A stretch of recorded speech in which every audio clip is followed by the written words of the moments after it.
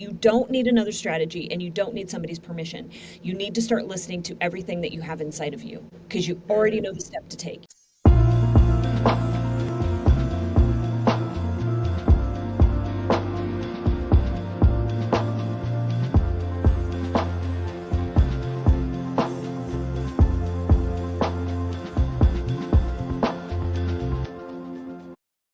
Well, hey, welcome back to the Amanda Kaufman Show. And I am so excited to introduce you to Cari Kenzie, who is the founder of Kinza, a leadership advisory firm helping high capacity women founders and executives build alignment, transferable value, and freedom in every phase of business, especially in the transition from success to significance. She's a former CEO who scaled and exited a multi-million dollar company, and Cari brings a rare blend of entrepreneurial experience, energetic intelligence, and strategic precision to her work. Through Kinza frameworks like Exit by Design and the Leadership Reframe, she guides leaders to lead with soul, scale with fun, and protect the legacy of what they built without losing themselves in the process. Welcome to the show. Hey, thank you very much. I love your energy. Let's Wow, do this. likewise, very mutual. You know, Cari, when I was looking at your website and getting to know you even better as we were preparing for this show. So, as I was looking over your website and getting ready for the show, I just kept thinking, I wish I met you before I ever started my business. And I'm sure you've probably heard that or something like that before from other female entrepreneurs. And I'll just tell you, like for me, it was like things that I would have put in place in the very beginning that I now have to go back to do in order to feel peace. It's almost like when you buy a house and you let things kind of get into a lot of disrepair. So, Cari, what is one question that you wish more entrepreneurs would ask you, but they don't? Oh my gosh, the question I wish they would ask me. I'm always like the question I wish they would ask themselves. Gosh. The question I wish they would ask me is like you said, I wish I had me in the beginning. So the best question for me is always, what is it I need to know that I don't know? What Mm. am I not planning for? And what do you Because find is typically missing? Like, what is it that we don't know? specifically for women founders, Yeah, we don't think typically. about the exit. They We just don't think don't about the think exit. about don't think about the exit. We get so focused in the everyday. We're building the business, we're doing the things. We don't take a look at where is this going? Like what is the ultimate goal when I get to that place of I want to step away from my business, I want to transition out, I need to build the team to take over. The freedom that I got into this business to have, like I want to experience that. We don't think about how to get to that place. The thing that came up for me with that is I was like, I was so busy worried about whether I could even start. Like when I very first began, because I came out of corporate America and I'm like, oh, the only thing that I really, really want to be, I really, really want to get paid for is like being a coach. That sounds amazing. I want to Yeah. do something that's more specialized in my zone of genius. And I remember at the time, like my main consuming thought was like, is this even possible? Like, can we even do this thing? So I know for me, that was probably one of the big reasons why I wasn't thinking about the end, is because I was so consumed with the beginning. But you know what happens is eventually you do start. So if somebody was to raise awareness to how important it is to think about the end as close to the beginning as possible, like what are some of those things that they can start practicing right away? I think start practicing not having yourself be the center of the business from the beginning, Okay. Yeah.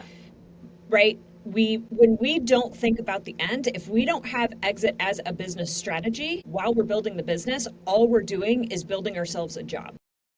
Yeah. So Yeah. With that's like a worse boss, because then, you never get time off, you never get right? time off, You're right? not Your paid enough. expectations are so high that it's like, are you ever going to be able to reach them? And that's what we do. When I built my first organization, the best thing I ever did was hire somebody to come alongside me. As female founders, we feel like we can do it all because we can.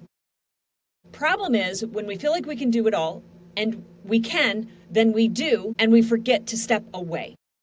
And we forget that somebody else can come alongside and that it's possible for us to be able to receive the support so that we can take the vacation, take the day off, not work 60, 70 hours a week. Of course, in the beginning, that's what we're doing. We're building, we're passionate. It's not a problem.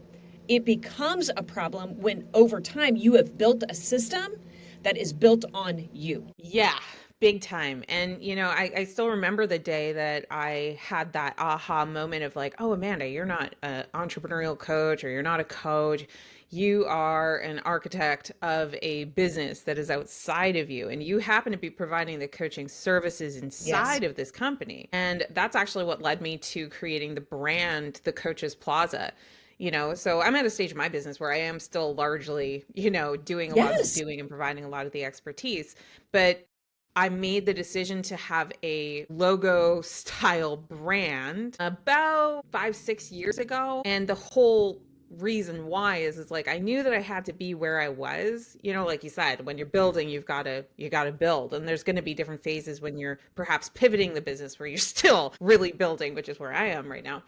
But it is always with that intention of like at some stage the business needs to either change hands or it needs to be absorbed by a different business or it needs to, wind down. But who wants to intentionally wind something down that you put so much of your life force into? Like, why take all that risk? Why have all that burden? Here's two things that come up for me when you say that. As business owners, as coaches, if you have stepped into a business as a coach and you're like, this is what I want to do, and that's it, I just want to coach, you still have to be thinking of the end in mind. Okay?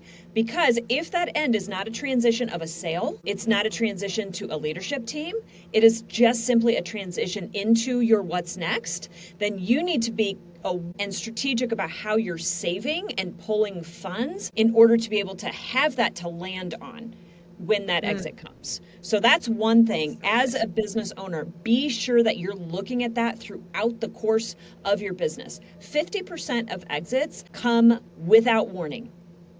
Okay? They Mm, come because of burnout, they distress, there's a disagreement, there's a divorce. That's how most exits happen. They are You're blindsided, and when that comes, have you prepared for it? That's the question. So you either prepare by building a business that can scale, that can sell or transition, or you build a business that funds you in the process. You're setting that aside. You've got an investment banker, a wealth advisor who's helping you to be able to curate and build that so that if that exit comes, you know that you're protected and taken care of.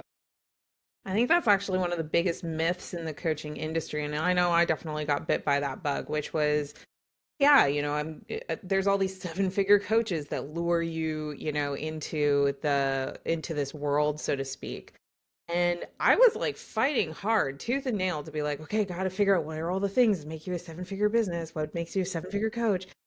And as it turns out, most coaching businesses, yeah, fast forward to the punchline Right? part, it is a cash flowing vehicle. And like, I didn't have the financial education or awareness when I very first started. And I noticed like most coaches really don't. Like, they don't have it's not a question of intelligence, it's actually more of a question of exposure. Have Yes. you had the exposure to people like yourself who understand the language of business, the language of finance, the language of strategy? And I got to tell you, for me, I was like really disappointed in myself for a while because I was like, well, I was a strategist at a big firm. I know what strategy is. But that doesn't necessarily mean that you're always working with the best information. And so when I realized like the goal was not to build this big balloon of a coaching business per se, it could be, like you said, simply a cash flow vehicle.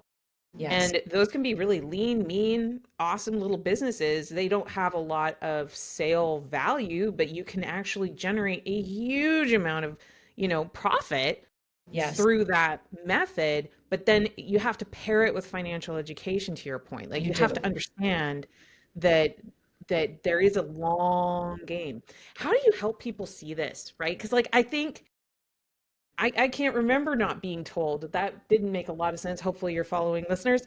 But there wasn't a time in my life where I didn't hear something like save for retirement, have a 401k. And when I was in Canada, it was an RRSP, like save for the future. I got that advice I think everybody gets that advice. And yet most people find themselves making decisions that like ignore that, you know? So it's like around us all the time, but we still don't do the planning. What is something that you like to lead your clients through in terms of how to think both in the long term and the short? Well, that's where you've really got to sit. When I'm sitting with clients, I want to understand, like, what is that future for you? And I don't care if it's I'm going to stay in this business and I want to be in it for 15, 20 years. That's awesome. When you retire, what do you want that to look like? Right? And then can we start talking about the wealth? We're all building into something. You step into being an entrepreneur or a business owner because you want more freedom, you want more flexibility, and you want the ability to create the income and to like have no ceiling to it. I can create whatever it is I want to create. That's awesome. Okay. So if you're doing that, you're doing that for a reason. You're trying to get somewhere. Where's that somewhere you're trying to get? Now let's take that and let's start to back it up. And if we look at it today and we see where you're at today versus where you want to be, this is your gap. How are you going to get there? And let's get strategic around some of the different ways that you can pull those levers. And if that means that you start to look at your business and go, this is amazing. I'm not going to take every dollar I make and seep it back into the business because I have to take some profit first and I've got to put that aside. This is why those multi-million-dollar coaching businesses, right? Look at the P&L on the back end and how much revenue versus how much am I soaking back into the business. I hear that so often from clients, right? I built a $1 million coaching business and I'm not making much on the back end of it because I'm soaking everything back in. Okay, well, we got to get a little bit more strategic around how we're playing things out, right? I think that's the thing, you know, especially in a coaching business. And I've had, quite unfortunately, you know, I didn't get to seven figures, but I did see like that. It's kind of like, to describe this to you, listener, when I scaled my business too fast, that I like she said, like all the money just ends up warping right back in to the business. Think of it kind of like you've got these frequencies of all the different things that are going on in your business, and just imagine that they're all components that are all working together. And so I describe it kind of like an engine that doesn't have its timing right. It starts like knocking around and overheating, and it could push a rod and fail at any time. And luckily we had the support of a similar expert to Cari, who helped us to recognize that we weren't doing a good job of understanding the attribution of our effort, and i.e. how much money we were putting towards advertising and sales teams and all these things that were supposed to create more freedom and create more time. And we ended up having to make crazy difficult decisions, just as Cari's describing, including and up to firing family members. But we had to, you know, we had to kind of like bring things back down to a peaceful place where the frequency wasn't as high. And even if there was some knocking around, we could fix it, right? So that we had this foundation that we could then grow from, which is, you know, where we are today.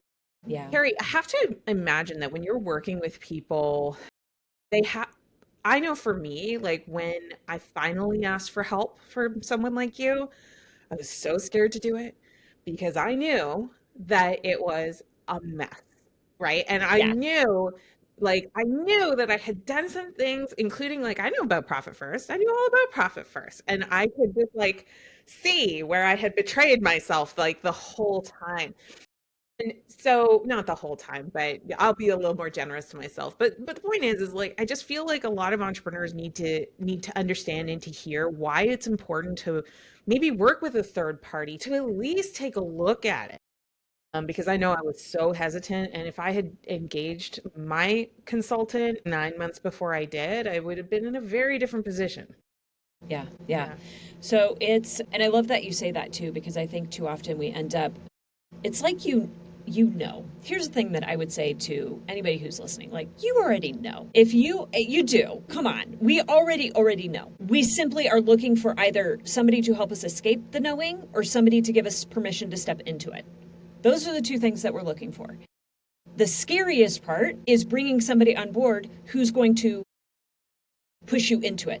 Okay? Because it is, and I did have a client say this, she's like, it's kind of like I'm lifting up my skirt, right? You're getting back and you're seeing It's everything intimate. behind the It's like curtain. every It stupid is so thing you did. intimate. Yes, right? However, if you want to stay in the knowing, that is sitting and just like tick, tick, tick, tick, tick, tick, tick all the time without making any effort towards it, it will come up and it will smack you at some point. Okay? Or you can just step in and go, you know what? I'm human. Because let me tell you right now, I've done all the same things. Okay? I had the mess that was behind the scenes. And that's why I do what I do now, because I needed me back then, right?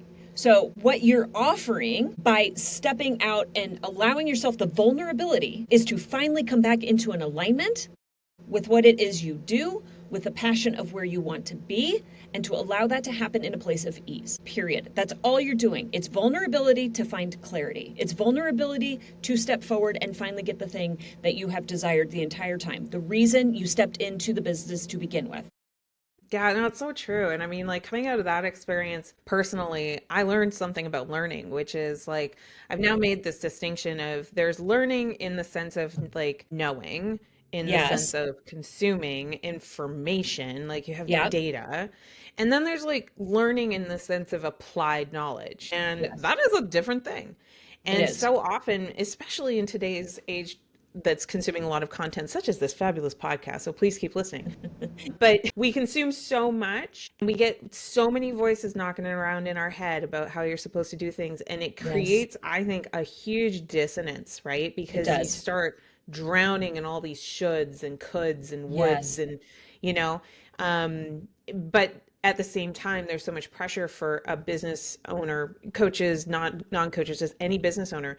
You don't want to be seen bleeding. You don't want to be seen suffering, and you don't want, right? Because like that's just super off-putting to new business. So you got to keep it together somehow. What I did learn though is those two types of learning.